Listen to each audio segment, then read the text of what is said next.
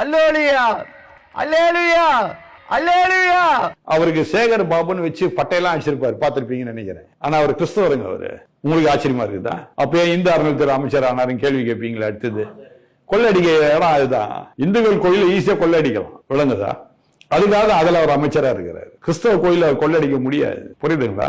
அதனாலதான் கிறிஸ்தவரா இருக்கிற அவரு மனதளவுல அவர் கிறிஸ்தவர், வெளி அளவுல அவர் என்னது இந்து. அவர் தானே முதலமைச்சருடைய மனைவி எல்லாத்துக்கும் அழைச்சிட்டு போறாரு, எல்லா கோயிலுக்கும் எல்லாம் செய்வாருங்க.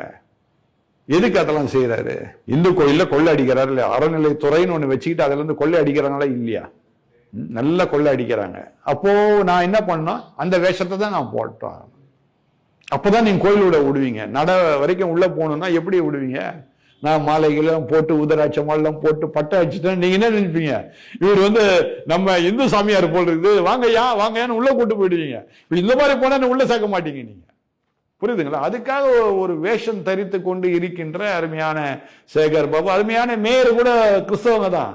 ஆனா கிறிஸ்தவன் சொல்லிட்டா மேயர் பதவியே போயிடும்.